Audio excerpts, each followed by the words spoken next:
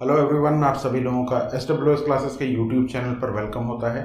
आज की वीडियो में हम लोग यूपी ट्रिपल एस सी लेखपाल है ना, इसकी जो हमारी ग्राम समाज एवं विकास की सीरीज चल रही थी, इसमें हम लोग आज पढ़ेंगे ग्रामीण समाज की समस्याएं। देखिए, ग्रामीण समाज में है ना, जो व्यापक समस्याएं हैं वो हैं दो टाइप की समस्याएं, गरीबी यानी कि पॉवर्टी और बेरोजगारी यानी कि अनएम्प्लॉयमेंट। तो देखिए, गरीबी के बारे में हम लोग ऑलरेडी डिस्कस कर चुके हैं, है ना। पिछला वीडियो आप लोग मेरा देख लीजिए। अगर नहीं देखा है तो मैं आई बटन में ऊपर लिंक दे दूंगा, आप लोग वहां पर जाकर पिछला वीडियो जो कि गरीबी पे बेस्ड है, पॉवर्टी पे बेस्ड है, उस वीडियो को आप लोग देख सकते हैं, है ना। आज हम लोग जो चर्चा करेंगे वो चर्चा करेंगे बेरोजगारी के बारे में, ठीक है।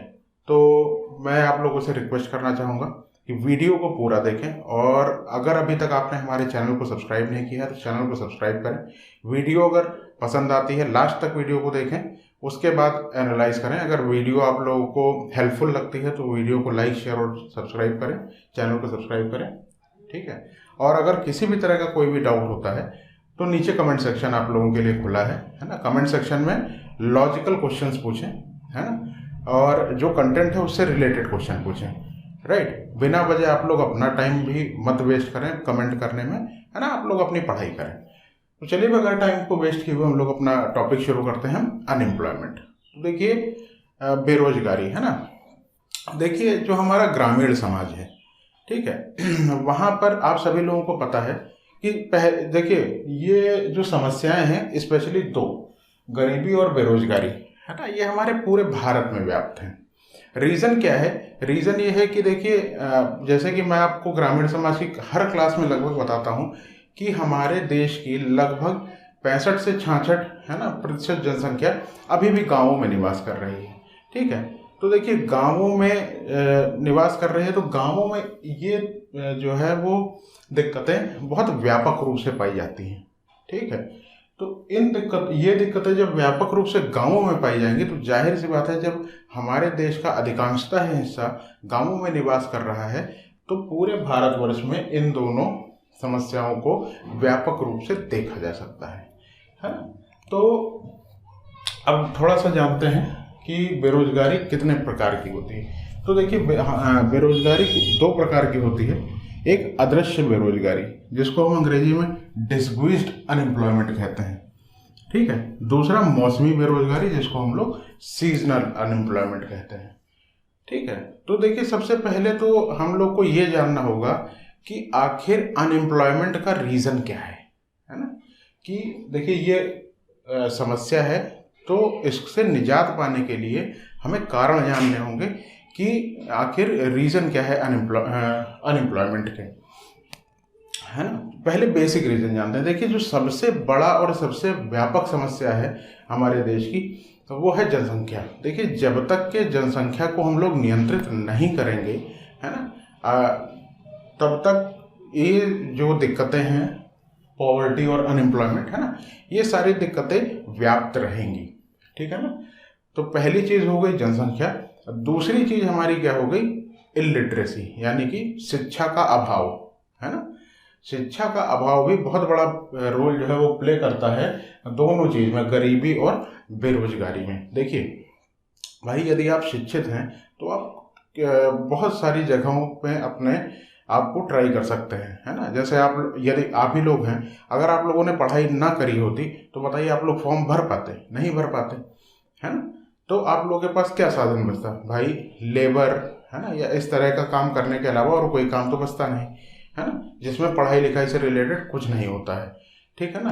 तो देखिए, सब जो बेसिक रिक्वायरमेंट है हमारी, वो सबसे पहली चीज़ तो यही है कि पहले हमें अपनी जनसंख्या पे नियंत्रण करना पड़ेगा। क्योंकि देखिए, इतनी बड़ी या इतनी अधिक जनसंख्या को रोजगार दे पाना भी अपने आप में बड़ा चैलेंजिंग काम है। मानते हैं आप इस बात को?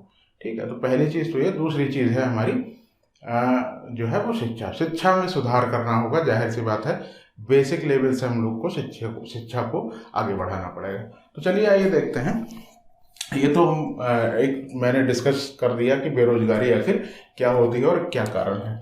अब हम लोग देखते हैं जो हमारी बेरोजगारी के प्रकार हैं, उसमें हम लोग देखते हैं अदृश्य बेरोजगारी, यानी कि डिसगुइस्ड अनएम्प्लॉयमेंट क्या होता है।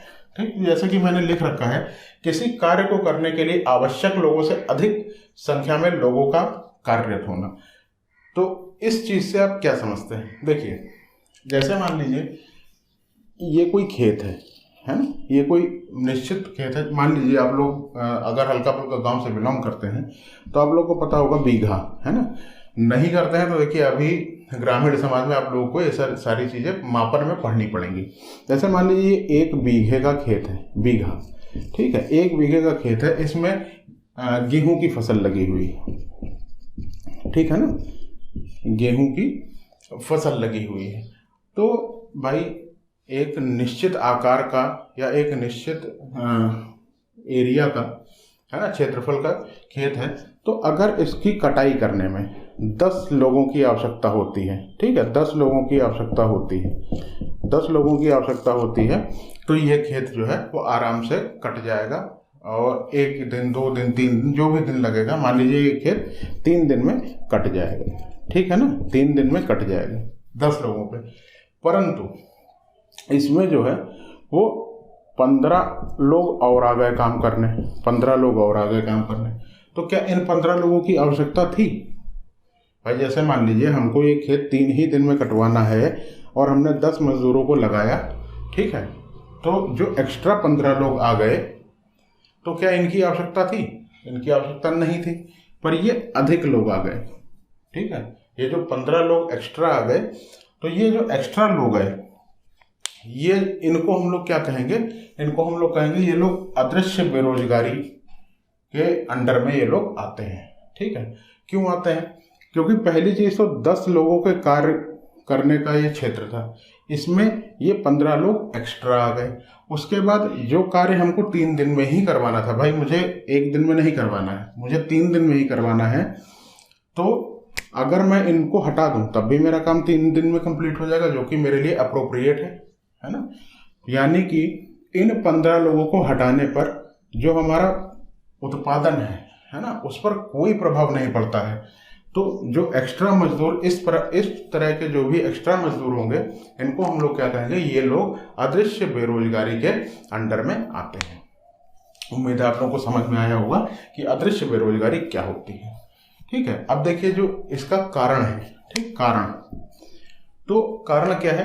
जनसंख्या अधिक होना, ठीक, अधिक जनसंख्या इसका कारण है। और दूसरा कारण क्या है? आप सभी लोगों को पता होगा कि ग्रामीण क्षेत्र में, है ना, ग्रामीण क्षेत्र में देखिए जो प्रमुख रोजगार का साधन होता है या जिसमें प्रमुखता लोग अपने आप को लिप्त रखते हैं, अपने आप को व्यस्त रखते हैं, वो है खेती, है ना। गांवों में जो प्रमुख चीज होती है जिसमें लोग अपने आप को व्यस्त रखते हैं, वो है खेती।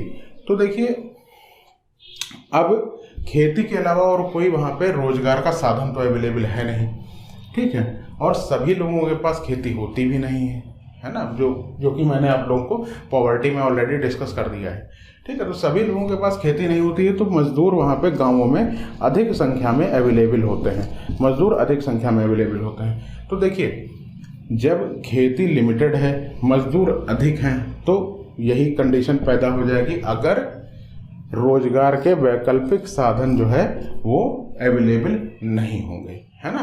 तो देखिए सीधी सी बात है, अब आपको कारण पता चल गया तो आपको समाधान आसानी से पता चल जाएगा।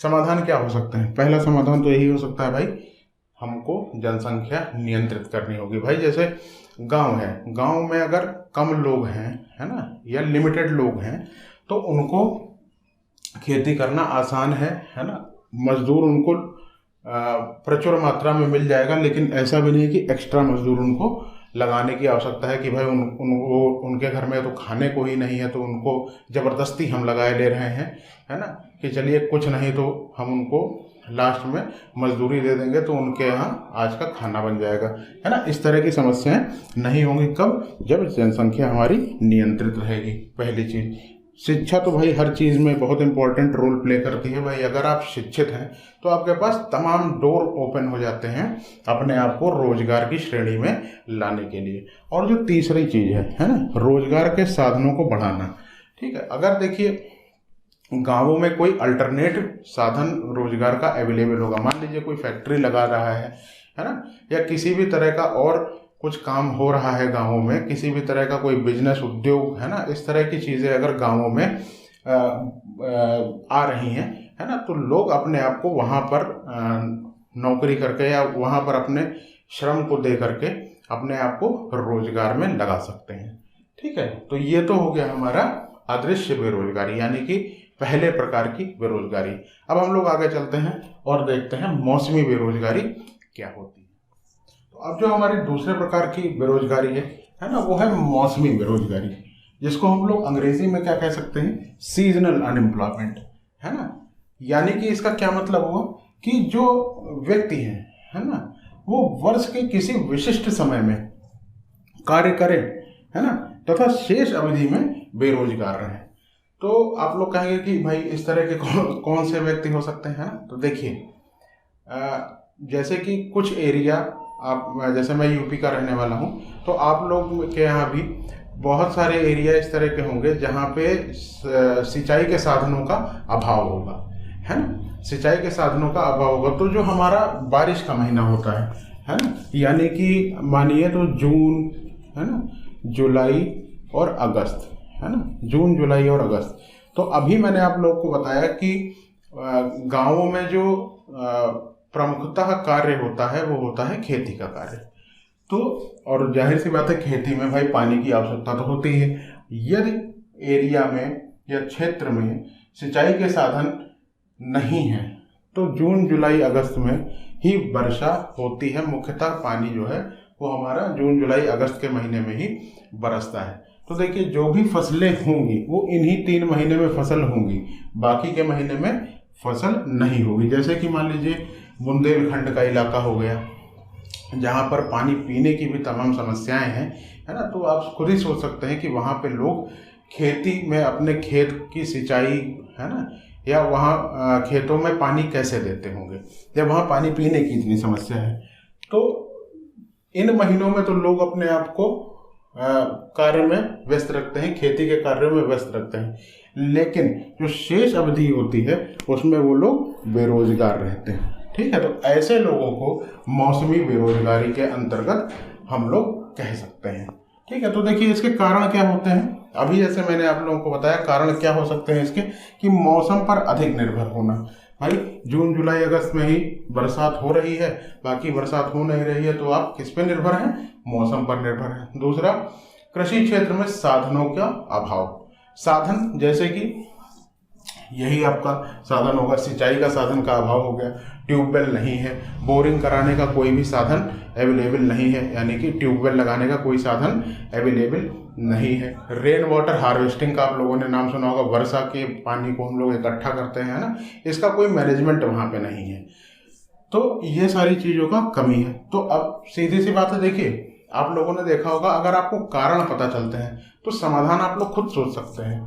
ठीक है, अब समाधान क्या होगा, समाधान ये होगा कि सिंचाई के साधनों को बढ़ाना, है ना। भाई सिंचाई के साधन बढ़ जाएं, जैसे ट्यूबवेल की व्यवस्था हो जाए, है ना, सरकार से कुछ सब्सिडी मिल जाए, बोरिंग कराने में कुछ सब्सिडी मिल जाए, है ना, या कोई ऐसे गांव में जहां सूखा बार बार पड़ता हो वहां पे प्रोजेक्ट लॉन्च किए जाए कि वहाँ के लोगों को सिखाया जाए कि रेन वाटर हार्वेस्टिंग, यानी कि बरसात के पानी को हम लोग कैसे इकट्ठा करके अपनी खेती के लिए या पीने के यूज में जो है वो ला सकते हैं। तो इस तरह की चीज़ें जो है वो बढ़ावा देंगी, है ना। या मैं कहता हूँ भाई, जैसे मान लीजिए 3 महीने के लिए ये लोग अपने आप को खेती के कार्य में रोजगार या खेती के कार्य में व्यस्त रखते हैं, यानी कि 3 महीने ये लोग अगर एम्प्लॉयड रहते हैं, तो अगर मान लीजिए रेन वाटर हार्वेस्टिंग से उनको 1 महीना भी खेती में एक्सटेंड मिलेगा, तो भाई कम से कम 4 महीने तो वो अपने आप को